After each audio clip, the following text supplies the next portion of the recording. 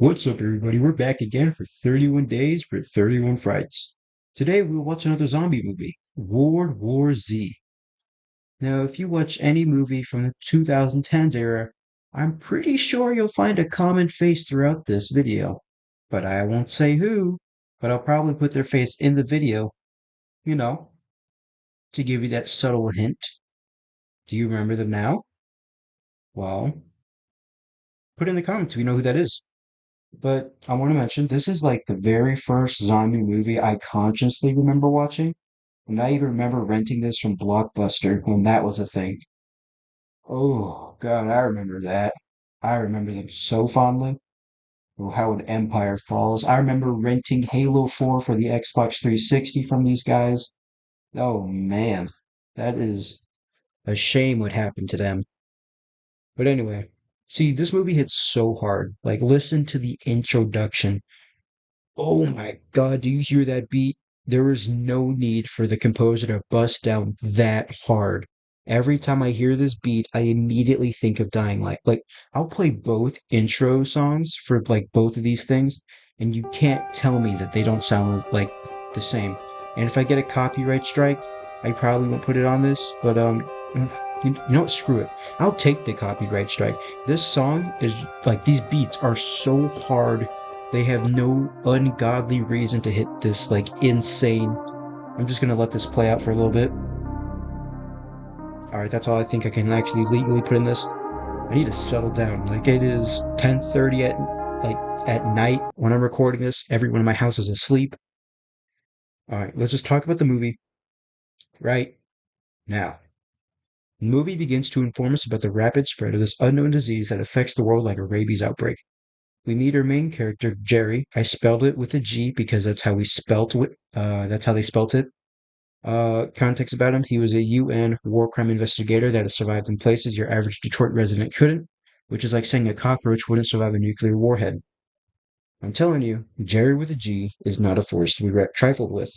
You see this man and his family be forced into like this insane like maneuvering kind of thing throughout the city when he's like stuck in traffic and this garbage truck just rails the back of this traffic. Like it is insane. Like he follows it all the way through, and especially when it like flips over and destroys like some cars, he's like, yeah, he swerves out the way like it was Mario Kart. Like this man has insane like everything skills. Like he's got insane combat skills. He is very observational too.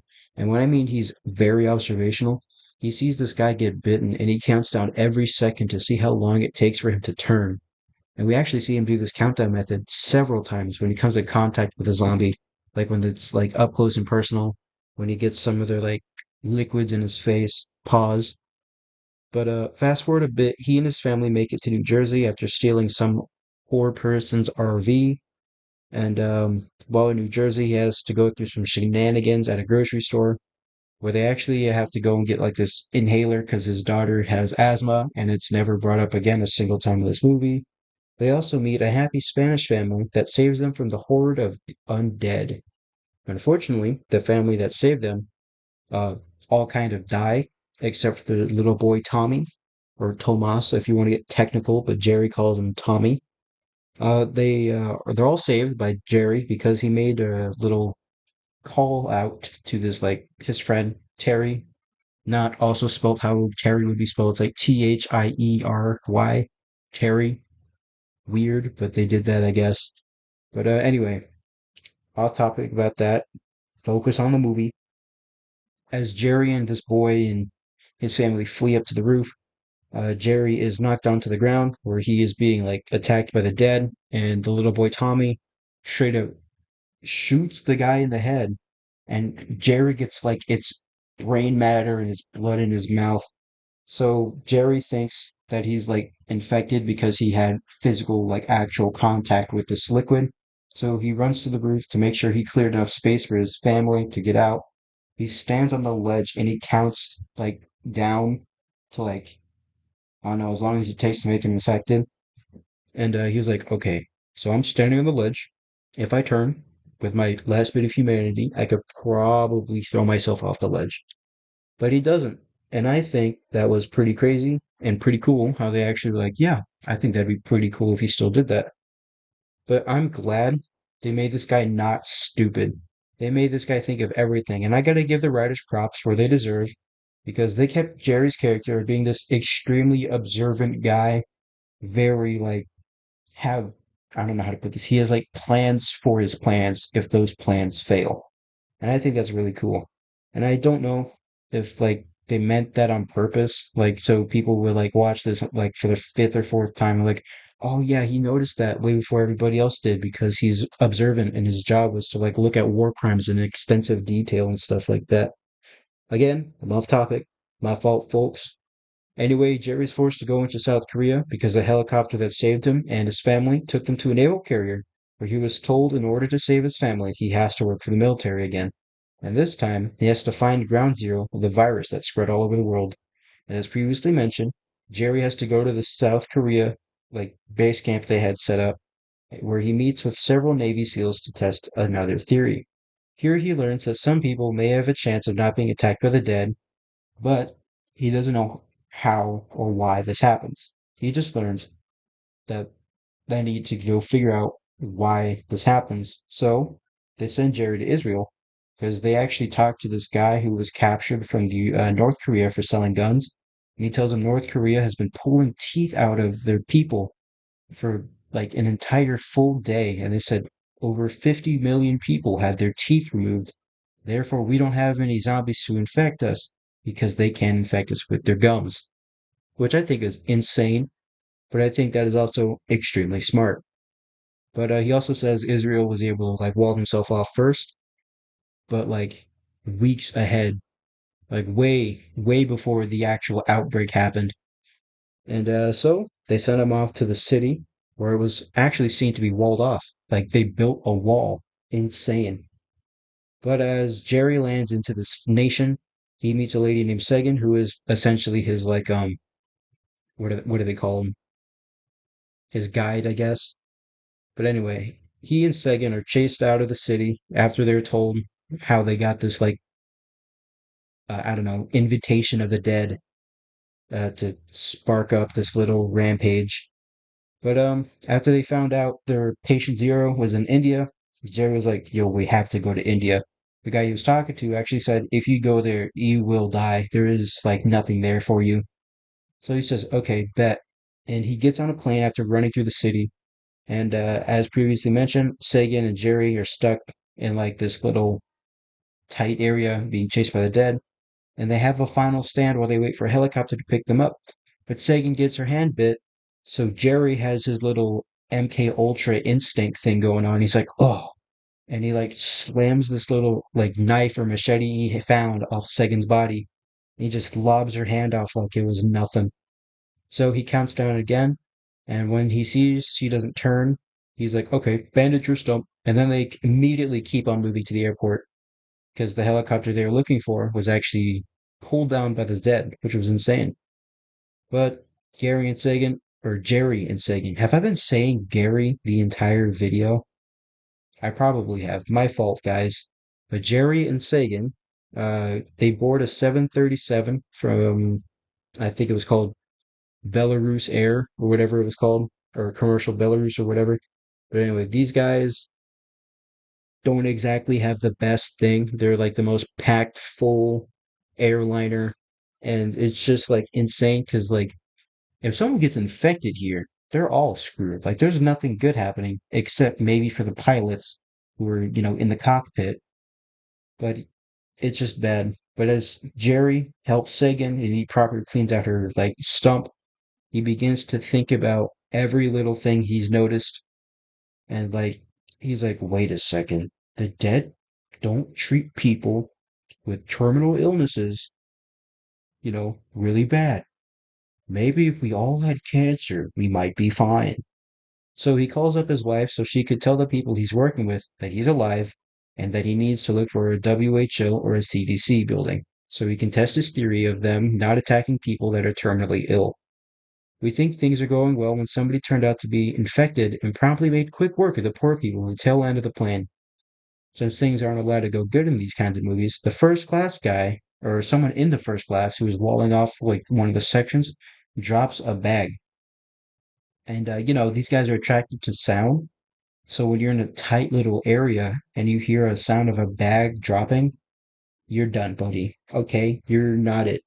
So they begin to rampage all throughout this area, and Jerry, out of all possible ways of surviving this encounter, uses a hand grenade and he blows a hole in the side of the plane.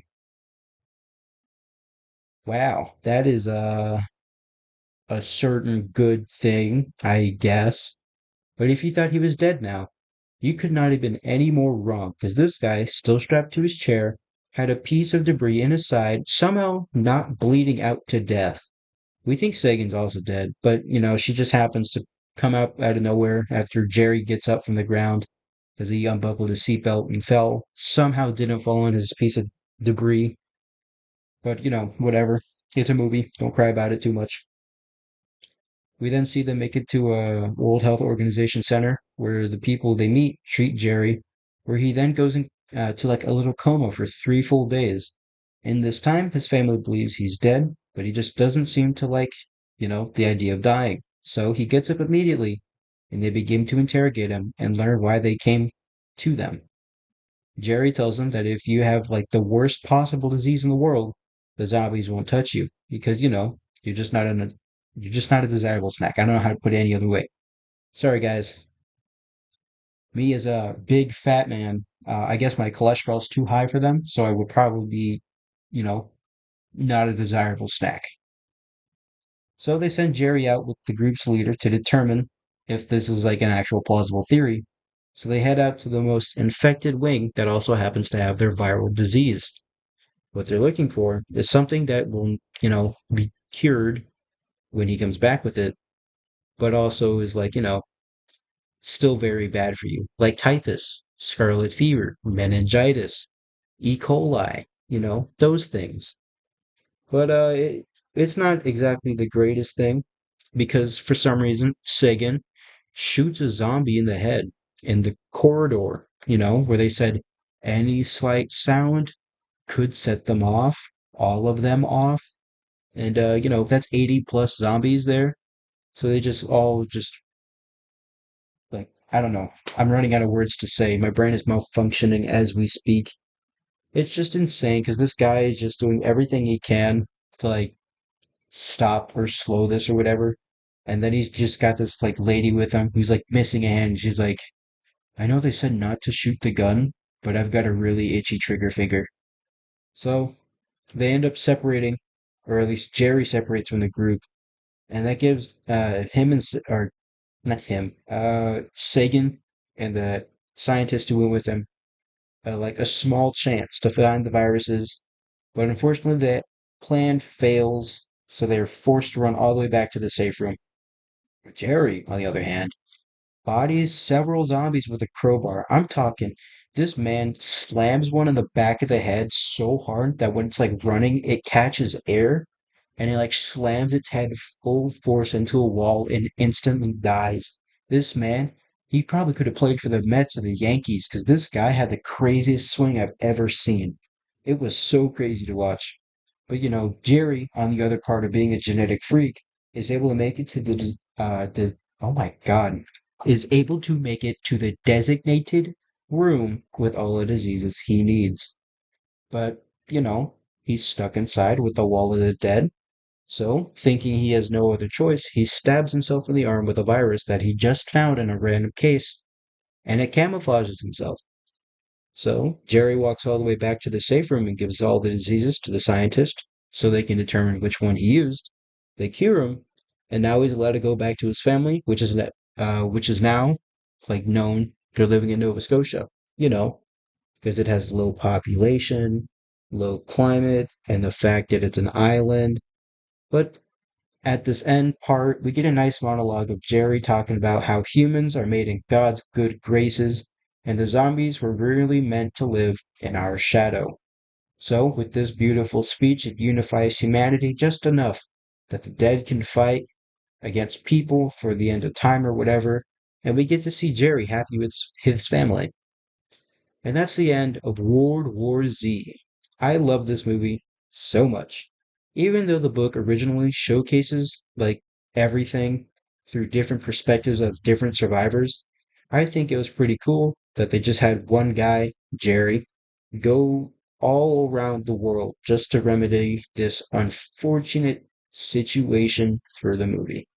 Now, what I think is absolutely criminal, that there was actually supposed to be a sequel of Jerry's storyline, but they cut any form of production because of budgeting in 2019.